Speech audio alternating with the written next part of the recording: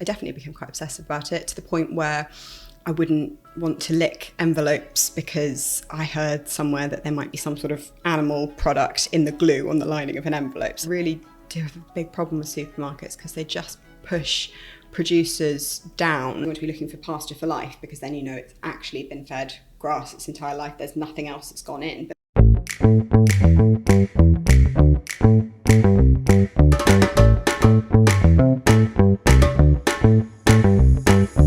Hey guys, and welcome back to another exciting episode of Catch Ups in My Kitchen with me, Georgia Simmons, host of the podcast. In my kitchen this week, I am joined by Ella Cooper, the co-founder of Wild Market, which is an online farmers market where you can buy locally sourced products from all over the UK and get it delivered to your door. In this episode, Ella and I discuss Ella's journey where she was strictly vegan to the extent where she wouldn't even lick the sticky part of an envelope, to the point where she then began introducing organic and wild fish into her diet. Ella then went through a bit of a discovery journey where she found that actually getting wild caught fish in supermarkets was very, very hard. And although we live on an island where fish is caught in British waters, we often don't get to buy those fish because it's so expensive, so hard to find. So Ella then went on this kind of discovering journey of why this is and how she could change it. It wasn't until she then met her co-founder Jeff where they then began the journey of Wild, and we discussed this in more detail in the episode. But Ella and I also talk about the definition of being healthy and how that actually means being open to change and being open to learning and not kind of putting yourself into a category where you're vegan and you can't change your ways. I feel like a lot of people are now accepting the fact that actually if they can find really great free range organic eggs, then they will eat eggs on occasion. Or if they can find fish where they know where it's sourced, then they will eat fish. And this is amazing and this is okay. We are definitely in a bit of a transition where I don't think veganism is going anywhere and people aren't changing from being on a plant-based diet, but they may be plant-based 90% of the time rather than 100% of the time. I really hope this episode introduces you to a new service, which is Wild. I placed my first order last week and I'm completely obsessed. I bought some incredible fish, which, as you know, is a massive step for me. And I am definitely a wild fish eating plant-based person where I will eat fish if I know where it's come from. This episode is fantastic. We talk about the kind of beauty of buying from local producers and how that should be possible even on a bigger scale. I really hope you enjoyed this episode. If you do, please give us a rating. It really helps grow the podcast and get it out there to a new audience. It would mean the world to me. If you love the episode, share it with friends and family. Again, that really helps spread the word. So please enjoy, and as always, have a lovely, lovely rest of your day.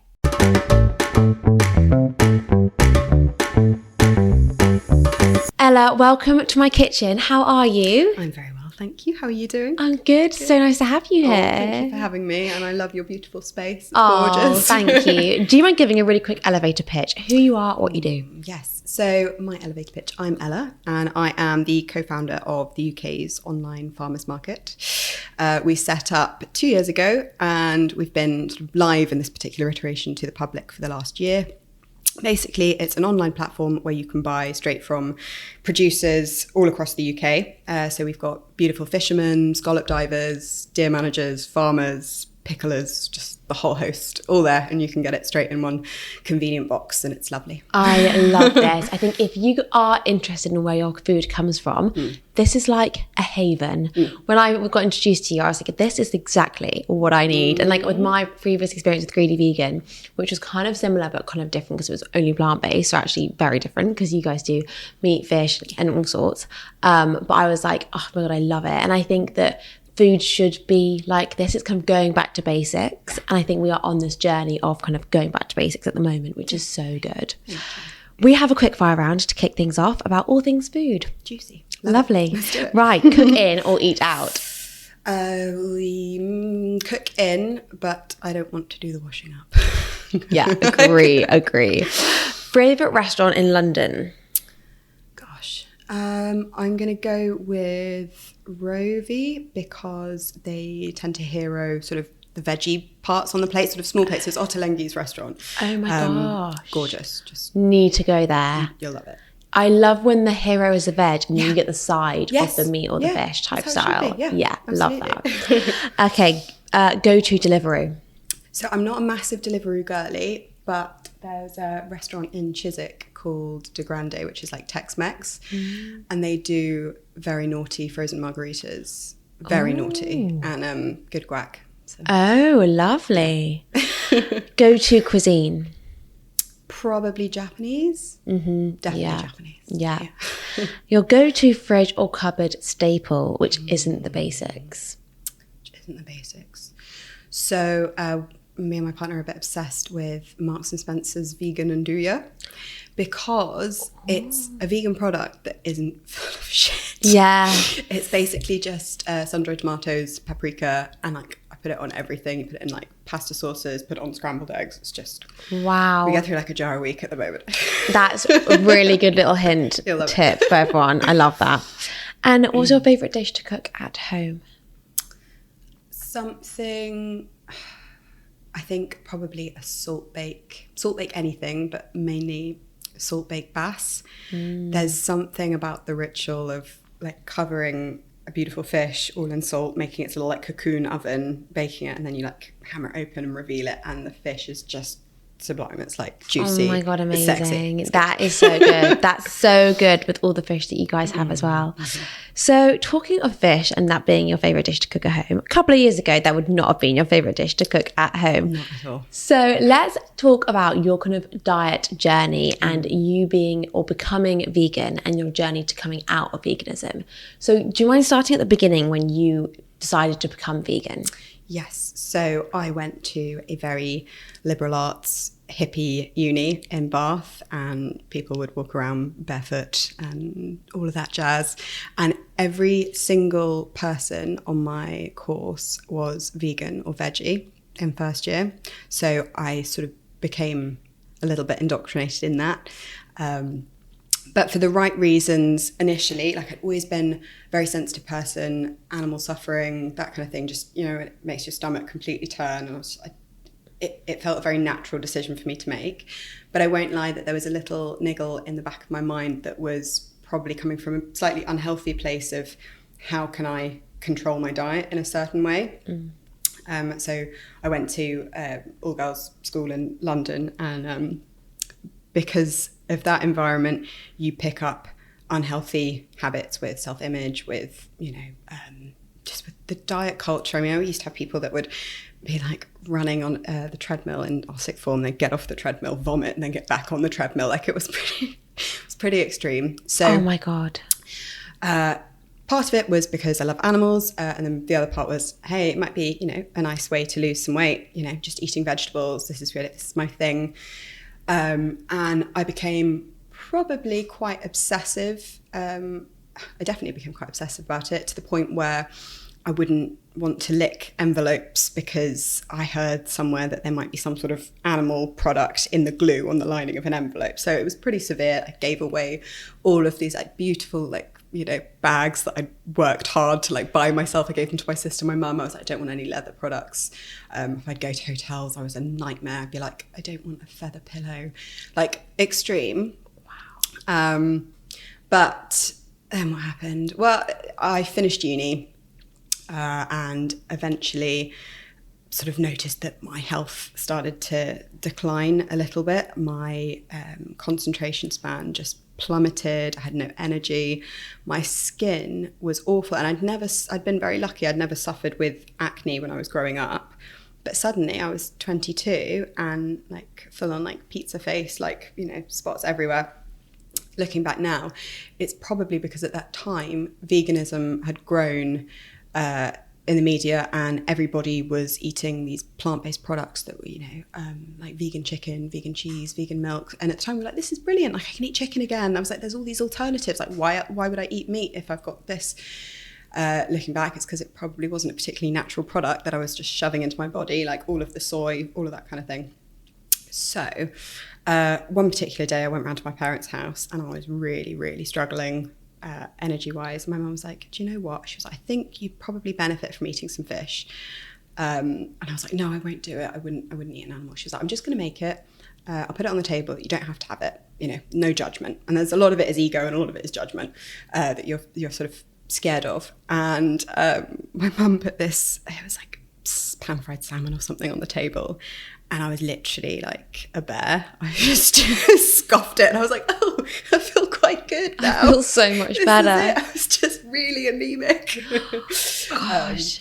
So then I was like, okay, I'm only going to eat fish and I want the fish to have suffered the least. I want it to be caught in the most sustainable way possible. At the time, I was also dabbling in eggs as a protein source. My best friend's grandmother, her friend had chickens, and she used to send me a box of these hen eggs, and they were so beautiful because the woman would write the name of the chicken on the egg, so it'd be like Helen's egg or like Greta's egg. No, sweet. And that's so cute. I was like, this is a good thing. Like, this is someone's pet chicken. I don't have a problem with this. I can do this. A lot of this journey really has been a journey, is just figuring out what I feel comfortable with and trying to let go of obsession and judgment. We were talking about judgment earlier and sort of the voice inside your head that says you can't or you shouldn't do things. And so back onto fish. But I was very upset that I couldn't find easily the kind of fish that I wanted. I couldn't find wild caught really in supermarkets. I just couldn't find what I was looking for. So out of the blue, I had a message from a family friend who'd just come back from Spain. He'd been living there for 6 years with his family, massive foodie. And he was sort of excited to come back because he thought, okay, I've been eating amazing seafood in Spain. I'm going to be able to get that here in the UK. And he couldn't, because you can't get fish in the UK because it all gets sent to Spain. Yeah. Or the fish that you get in the UK is things like farmed salmon and haddock on the fish counter, and that's kind of your lot. So he messaged me. He was like, I've got an idea. I need this thing to happen. Let's have a chat.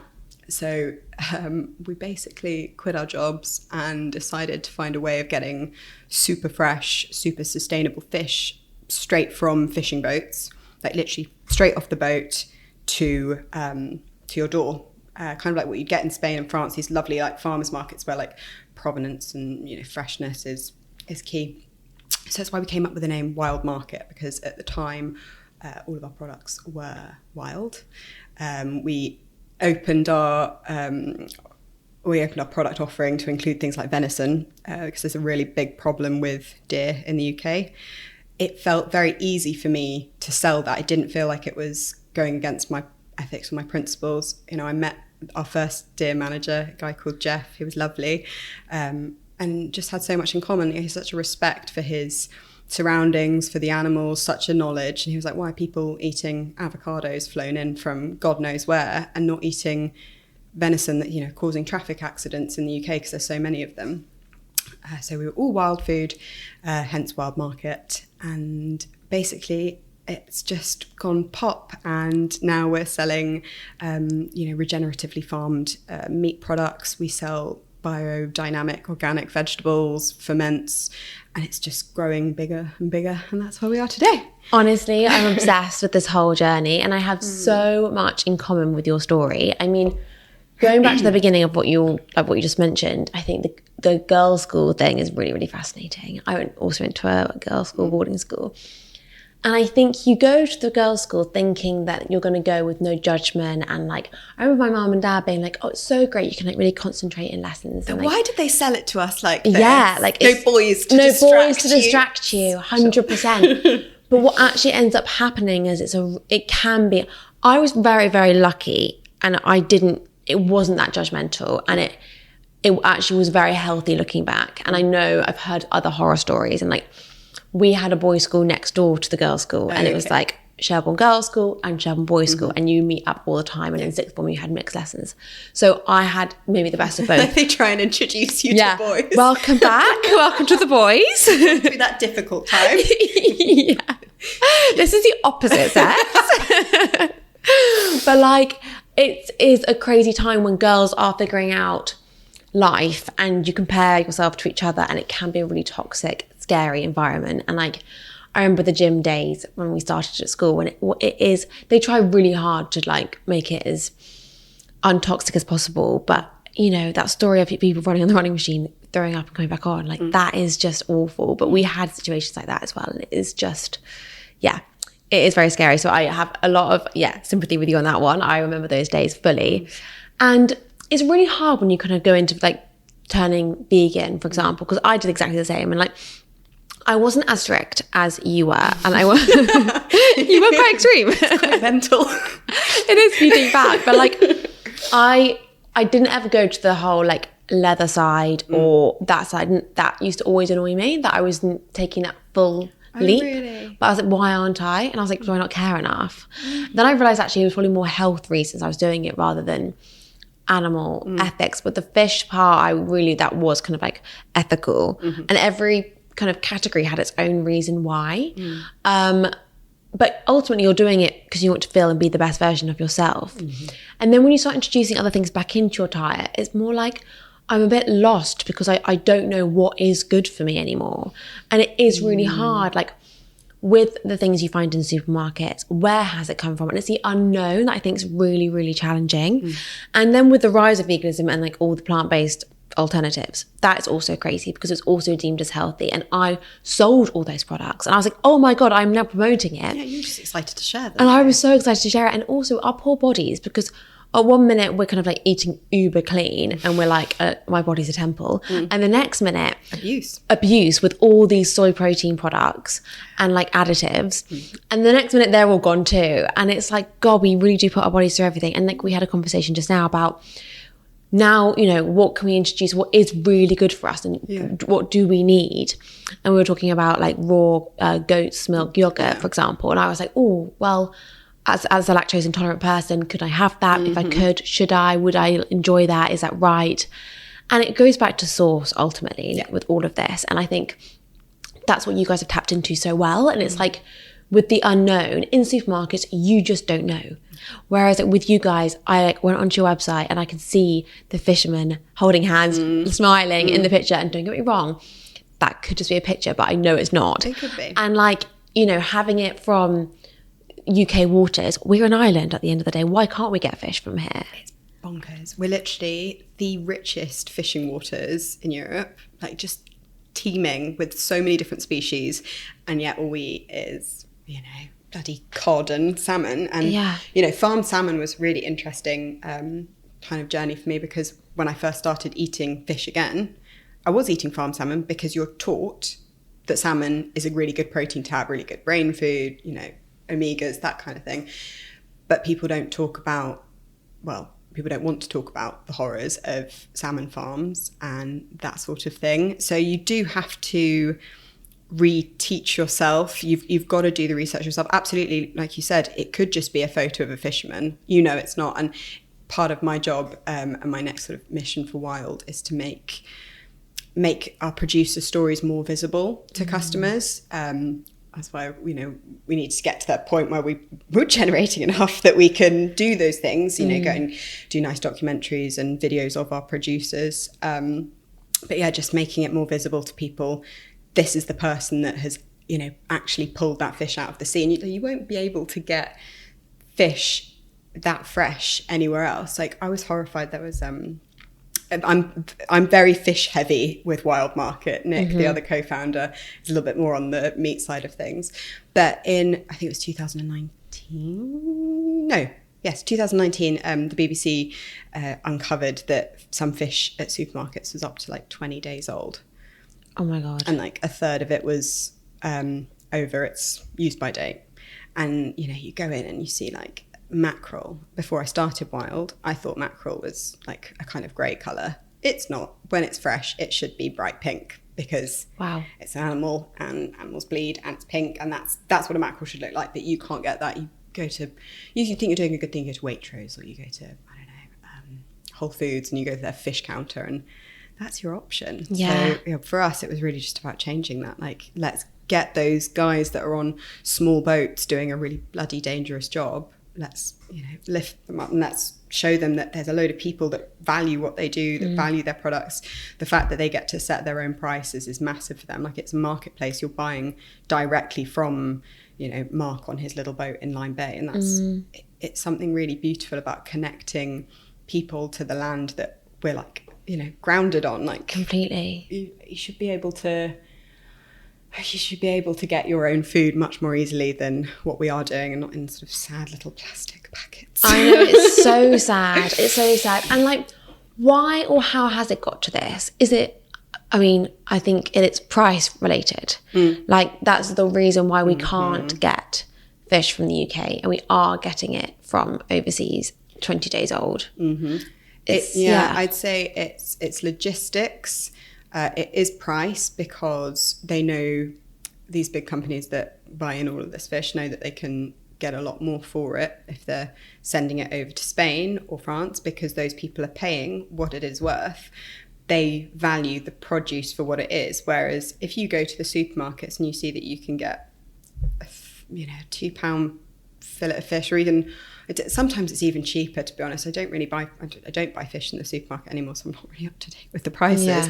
But it's just all really warped, and I really do have a big problem with supermarkets, because they just push producers down further and further, and they're just really shafting them, to be honest. So I think that they're to blame, but I also think that in this country, fish specifically is a little bit difficult. I think it comes from like Henry VIII's reign, to do with having fish only on a Friday, and people got very confused with what days they could eat certain things on. So I think in this country we've always just been a little bit more meaty, because you're like, oh, okay, I can't keep up with what the church wants me to do, so I'm gonna and then that we've been sold the wrong products. We've been sold farmed salmon and hake and cod from giant trawlers in the middle of the ocean. But most people don't eat things that are on their doorstep weekly. You don't eat lemon sole, you don't eat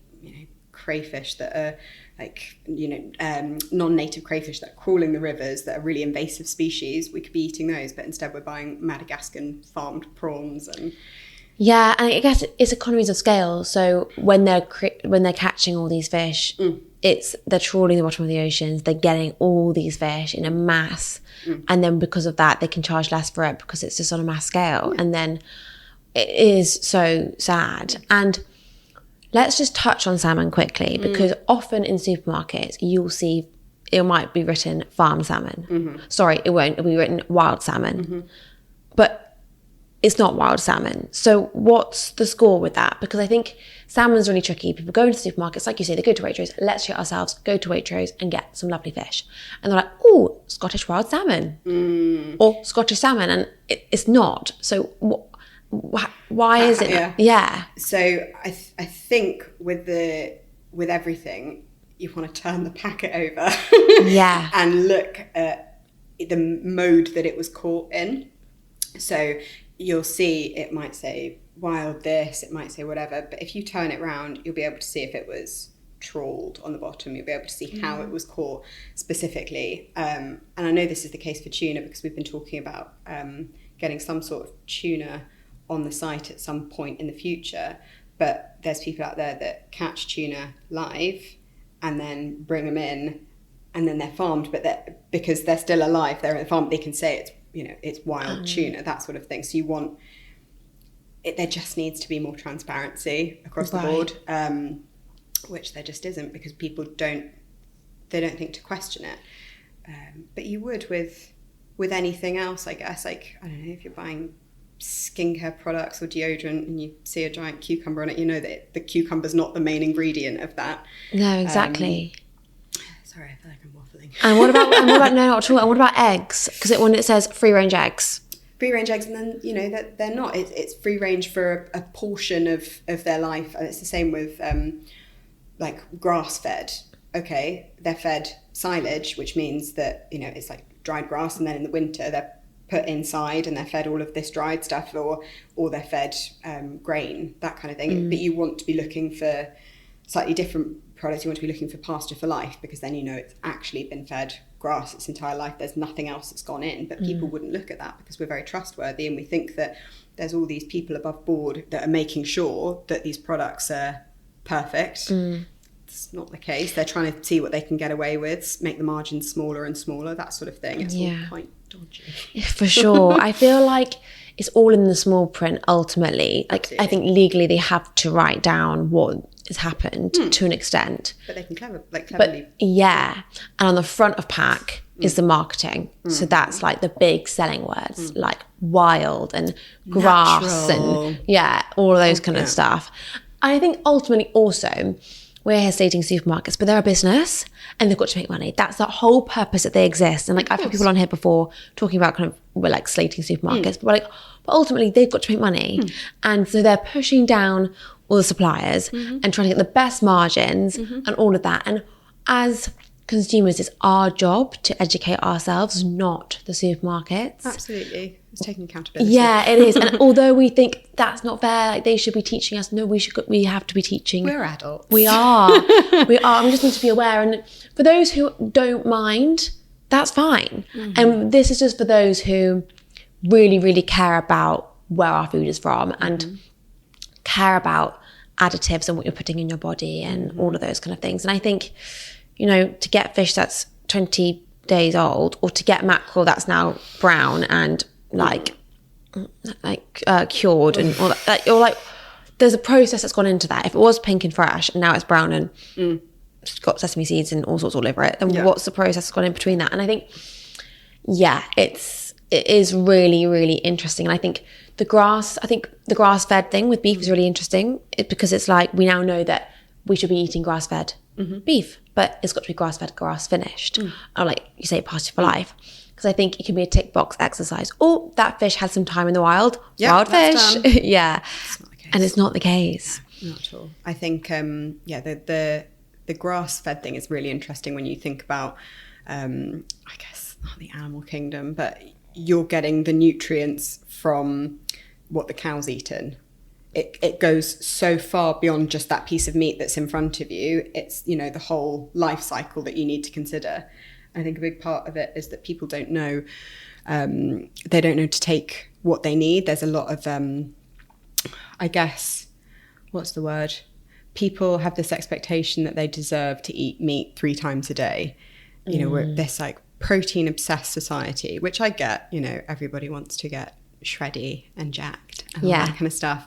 But people think that they are entitled to eat, bacon, chicken, this every single day. And it's not how we've lived as a society previously. I always talk about this thing with chicken, that it used to be a really special thing that you'd maybe have once a week and you'd cook it on a Sunday and then you'd have leftovers for sandwiches and things in the week, and you'd use the whole carcass to make broth for stock. But nobody wants to do that because we're living really busy lives. I get it. Nobody wants to be fucking around with boiling bones to make broth when they can go downstairs, pop into Co-op and buy beef broth there. Yeah, completely. And it works out cheaper in your head because you've just bought a £2 chicken, so it's fine. You think you're doing a good thing, but we have a little bit of a challenge with our prices, or in the way that people perceive prices, because it does look more expensive than the supermarkets, but that's because that is the price that the producer has put on their chicken. They know how much they need for feed, for looking after them, for processing them. We don't know that. That's the producer's job. So they're getting paid fairly for what the animal is worth. So if people just considered that a little bit more, I think we'd be in a better place. I completely agree. I now want to touch on your journey with the kind of going back to when you kind of started adding animal products back into your diet, and the process of not letting your diet define you, and the process of judgment and stuff. Because I think that a lot of people listening might be like, oh my God, I see this in myself, and I've jumped around in diets and I've added things and changed things and done things, and or someone listening might be like, oh my God, I'm currently vegan, but I also feel this pressure, and I also am really interested in adding other animal sources into my diet. And I think there's so much on judgment, and there's so much on, you think you've put yourself into a box and you can't get out of it. And I always think now, the definition of being healthy is being able to adapt and to change and being open to learning. I think that is so, so important. I think as a society, we're constantly learning new things, the benefits of new products, of new ingredients, of new sources of food, that I think is unhealthy to stay rigid. But how was it for you in terms of the judgment? Was it judgment from others or judgment from yourself, or both? There's always judgment from self. Like, it's a constant battle. There was definitely a fear that I'd gone really far, and, you know, my views were not just relating to food. It was things like leather and this, and I'd been very staunch with them, and at times I'd probably been a nightmare for my family. So I definitely felt that I was going to get taken the piss of, that people think, you know, she's not very serious, she's quite flippant with her views, she does this, she does that. And it's still a journey, and I think there's something really beautiful in what I do now, because it's a healing journey. It's very hard to subscribe to these negative views about food and weight when I'm surrounded by food all the time, and I'm seeing how beautiful it is. You know, I'm going to farms and seeing food grow. I'm speaking to people that are really, really passionate about what they do. So it's very healing for me. But I do remember I had lots of other friends that were going vegan at the same time, vegan and veggie. And it's almost like they were so scared of judgment from family that they keep it sort of a dirty little secret for a while, that they'd gone back to meat, but they couldn't tell, you know, they couldn't tell their mum or their dad, that sort of thing. But yeah, I think just being open and being aware when the thoughts come in that are, you know, sort of so wrapped up in your own ego with it, that you can just say, nope, that's not true. I am being flexible. I'm working out what works for me. If that doesn't work for me, I can stop. So, you know, I don't eat dairy, but we had this wonderful new goat producer. We were talking about goat milk and goat yogurt. They came on the site. We always get samples of their produce because we have to try everything that goes on the site. And I've had no problem with like putting a splash in my tea and trying it. I was like, that's fine. That's, you know, I'm still learning, and you know, nobody's perfect. Completely. So, and do you have any advice for someone who might be listening and who's currently like, oh, I actually want to explore other options, but I feel so constrained by my own thoughts, my own judgment? Yeah, it sounds a bit hippie, but I'd probably write it down, what those thoughts are, and get them down on paper, and then you see how nasty you're being to yourself, and then you can look at that and you say, is that statement true? Am I defined by what I eat? That sort of thing. Sort of being a bit more analytical with it, making it safe for yourself. I think you talk about like a safe space, but just doing it in your own bubble, in your own time. There's no pressure. You can dip your toes in. You can just do your own research, really. But we're here for such a short period of time, and a lot of the healing that I've done has been in sort of based around food as a joy. So you should only do it if it brings you joy, really. Yeah. And obviously you can take that too far to one extreme. I think that's it, not being so extreme. Yeah, completely. And I think it is a learning journey, and I think we've got to listen to our bodies as well. Like, some bodies really relish on the plant-based diet. Like, I've gone through my own journey with it, and I think I'm 90% plant-based now, I'd say. And like, talking of my experience and judgment, like, I had a vegan business. I was defined by greedy vegan. That was me. That was me. And I had it written on a cap. I had it on t-shirts. I've still got pictures of me on my Instagram wearing the cap, wearing the t-shirts. Like, I'd go to events. I'd do all of that greedy vegan written everywhere. My email address at greedy vegan. Like, that was who I was. And like, obviously, you know what it's like starting a business. You are your own ambassador, and you've got to preach that, shout it from the rooftops and all of that. To then be like, talking of greedy vegan, I'm gonna eat some eggs. And it's like, that really goes against the grain. But I was very much like, my mission was always health, always like what does well for you. And the name Greedy Vegan didn't actually work for the company, because actually what I was trying to build was a really great plant-based offering for everyone, even if you weren't vegan, to become a bit of a greedy vegan on occasion. That's what I wanted to create, but it didn't really work because everyone just thought I'm not a greedy vegan. But I think I'm still a greedy vegan. But I know that sometimes I love to have the fresh fish when I know where it's come from. And I'm that person where my boundaries are currently, as I'm that person in restaurants who go to the waiter, right, where's your fish from? And they're like, da, da, da. And like, ultimately you've got to also, are they marketing you the most expensive product? Are they lying to you? You don't know. But you can get a good gauge, and often the time they will tell you the truth. So that's where I'm at. And I think you've also got to then really respect your journey if you're on these journeys. So also, what do you think about kind of where veganism is at the moment? I believe that the whole ancestral diet is really coming up as a bit of a rise. We were talking about organ supplements earlier, and like that's becoming a massive thing, which I don't think I will get into. And I don't think, we were both saying that might go slightly too far for us.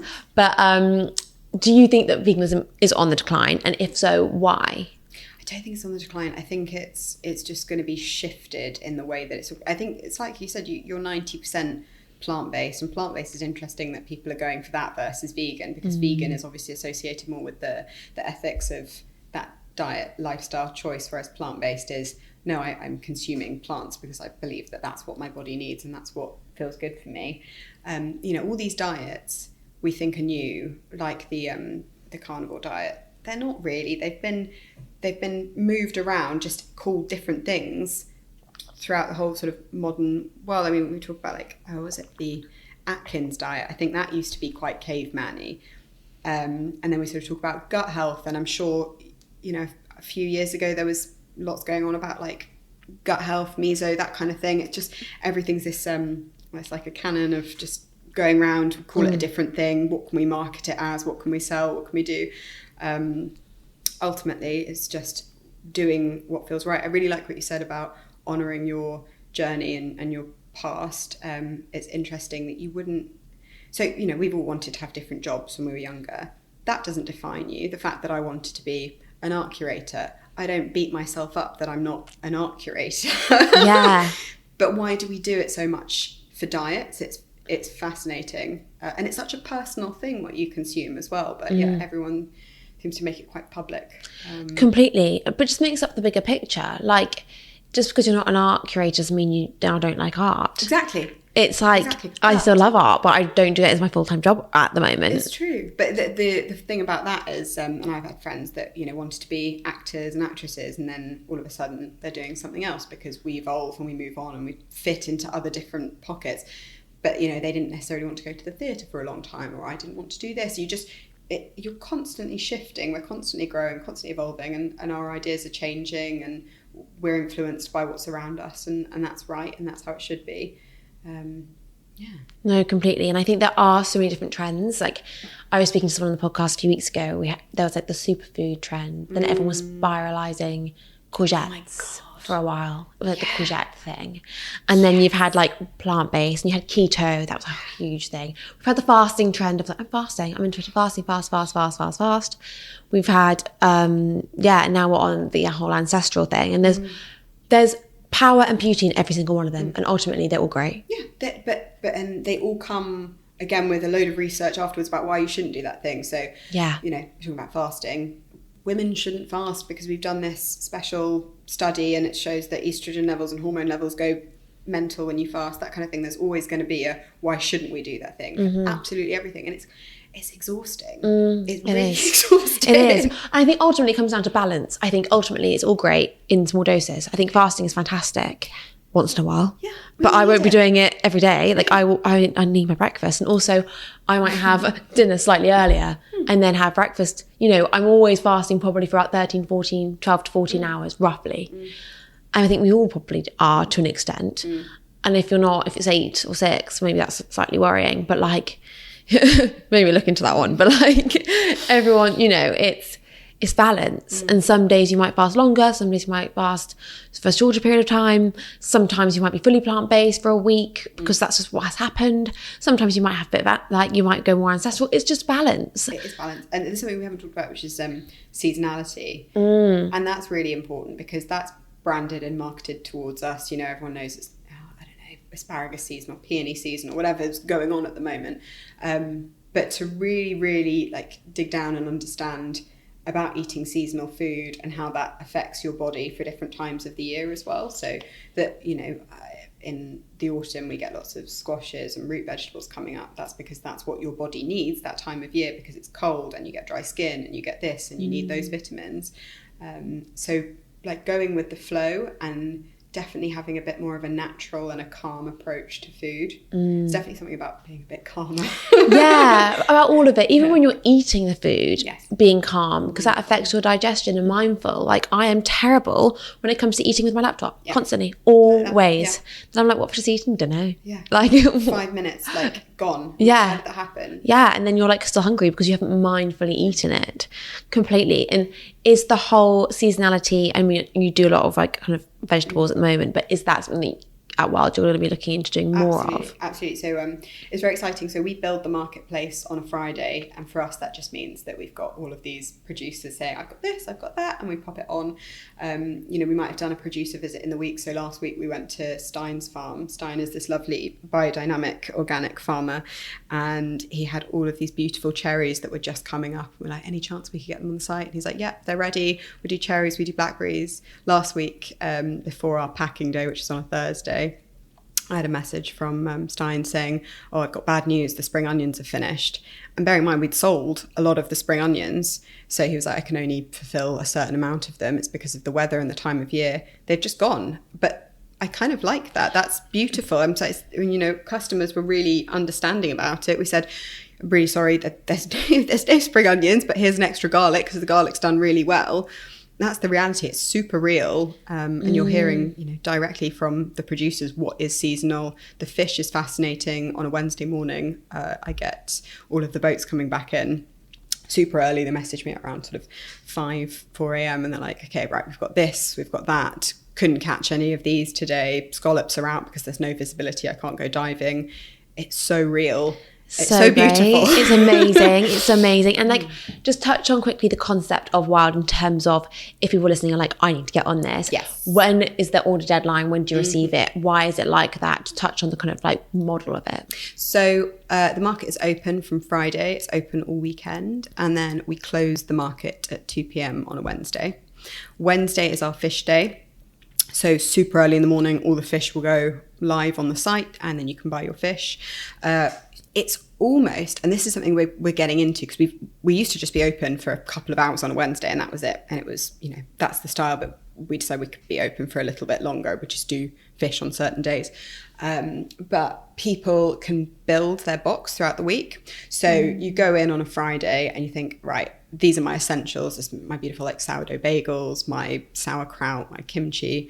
I might get a big roast like hogget leg or something. And then you just keep adding to your box throughout the week and we put it all together in one box. And basically you'll get your delivery on a Friday before 12 and then you just have a lovely weekend with all your gorgeous food. Amazing. And it's beautiful. And I've got a little a discount code for your listeners if they would like. Amazing. Please share it. I'm literally the biggest advocate. I'm like, I received my box and I was like, oh my God, to my housemate. I'm like, it's arrived. It's so cute. So it's catch-ups, all uppercase, all one word. And it will get you £20 off your first box. Amazing. So this is very enjoy. exciting. I really, really recommend the bagels. Yes, I've ordered the bagels. I ordered bagels. I ordered eggs. I ordered fish. Listeners will be like, oh my God. I was like, I know, fish.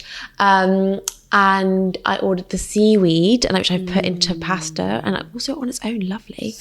I ordered a courgette.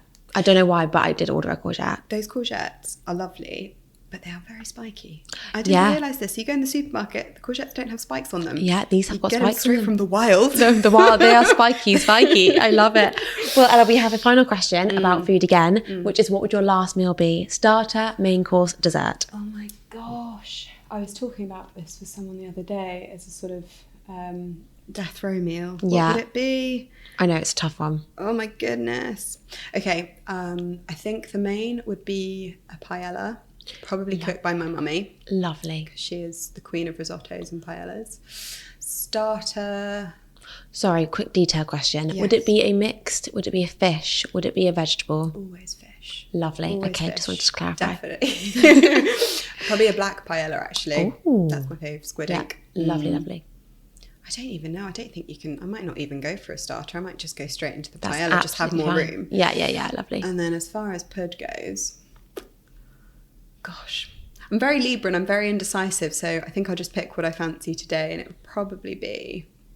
I can't really beat a chocolate brownie, to be honest. No. Big vegan chocolate brownie, load of vegan ice cream, probably super processed. It's my last meal. It's fine. I don't have to It's fine. care too much. It's fine. We're just gonna, nice wine. Yeah, we're just going to take it. We're just going to take the hit. I love it. Well, Ella, thank you so much for coming on. It's been fascinating. I really hope everyone else has found it as fascinating as I have, because I'm literally here like, tell me everything. Thank you so much. And thank you for the discount code. That is amazing. Thank you for having me.